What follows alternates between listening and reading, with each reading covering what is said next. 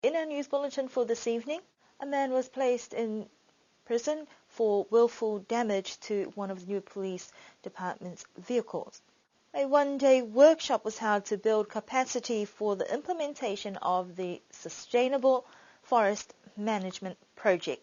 The use of hunting dogs proved to be a successful method to help minimize wild pig numbers on the island. Alofi North's fishing competition attracted more than 50 canoe fishermen.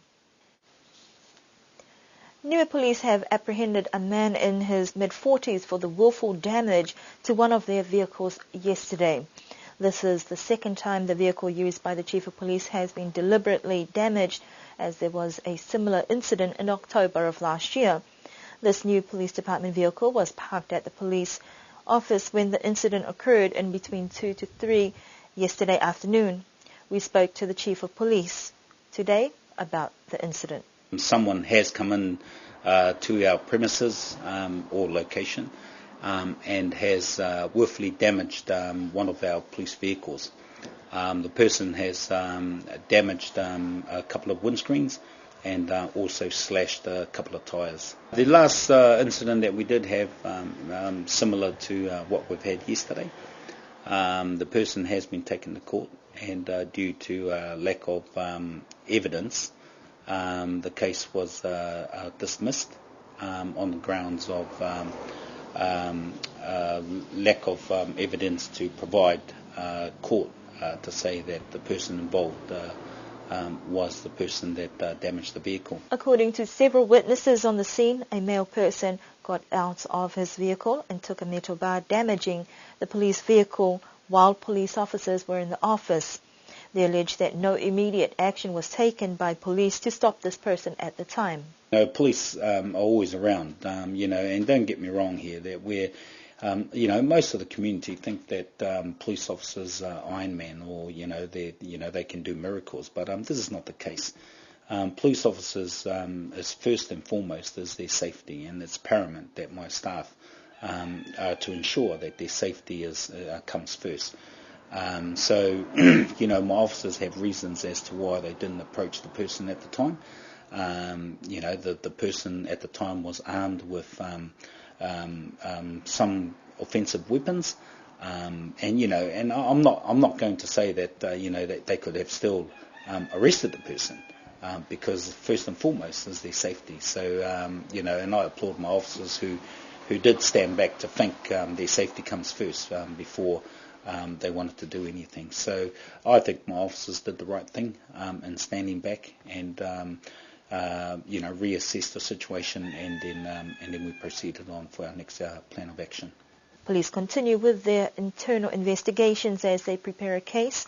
The individual has been placed in custody at the prison and will be facing charges of willful damage.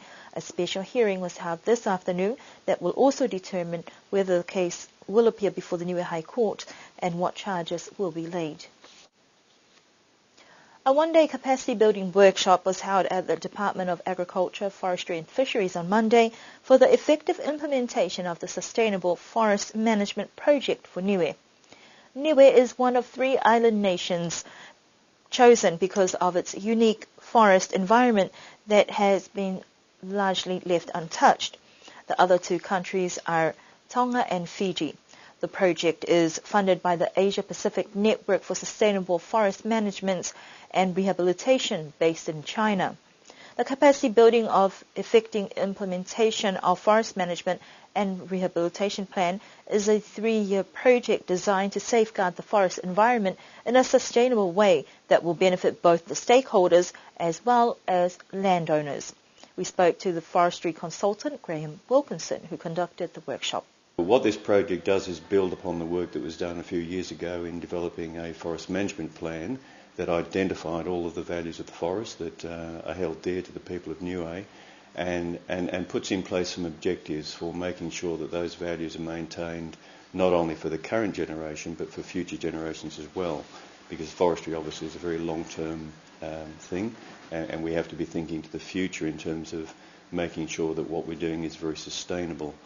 So the project really is about putting a system in place so that those values can be recognised and can be managed.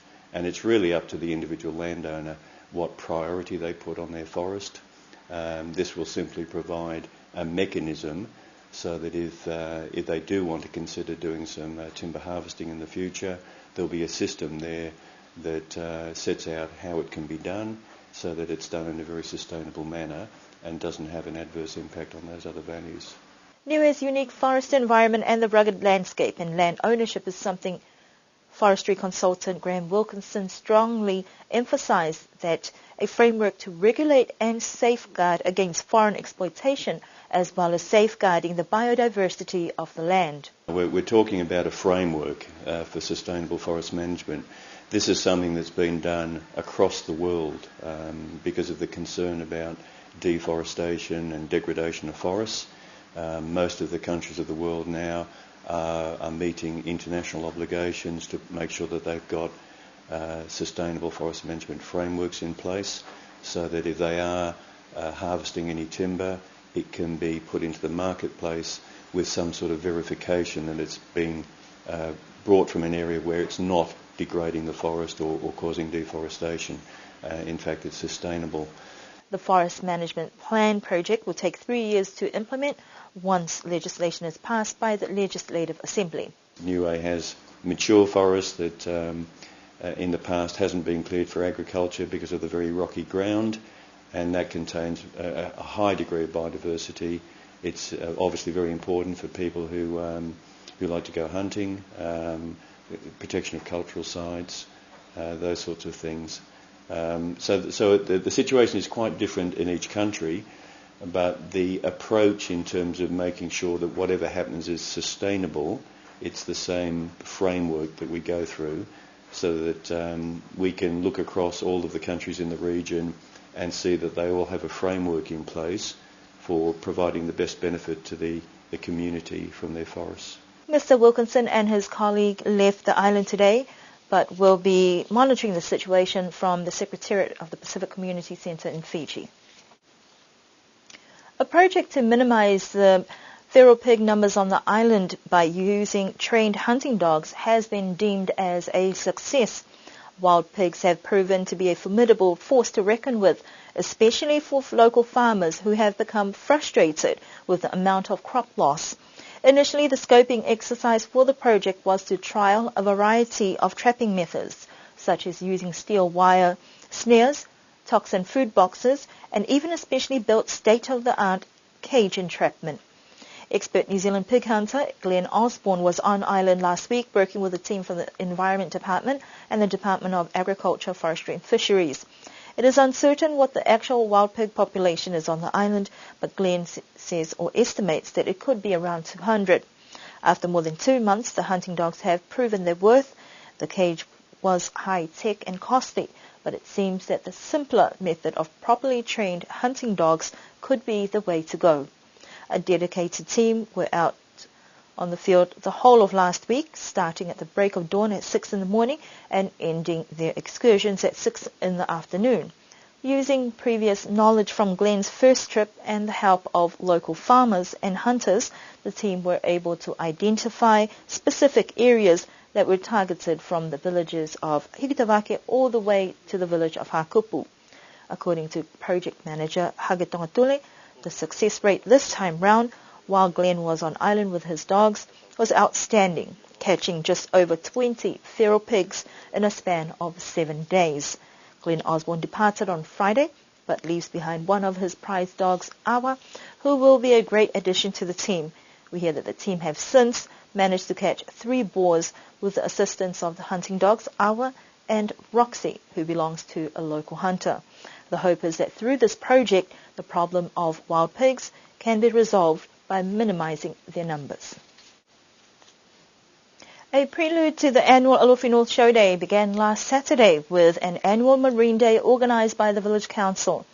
A flotilla of 55 canoe fishermen left the shores of Alofi at 6 in the morning, while some went out on dinghy boats, and then there were those who fished off the reef.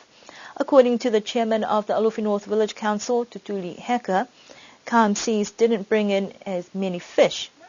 Morgan Mangtungia won in the Vaka category with his 16.4 kilogram albacore tuna, Second was Matangilo Fuli with a yellow fish tuna weighing in at 14.6 kilograms. Bottom fishing of the canoes, winner was Api Mutfo from Mutalo. Second place was Darren Mangtumia. Third place, William Basisi. In the outboard dinghies, the winner and second place went to Brendan Basisi. Third place went to Desmond Hipa. This coming Saturday at the Niue High School grounds will be the culmination of the Alofi North Annual Village Show Day, where there will be an abundance of everything from the land and the sea, as well as displays of many cultural and contemporary activities. And those are the stories that we have for you for our news bulletin this evening.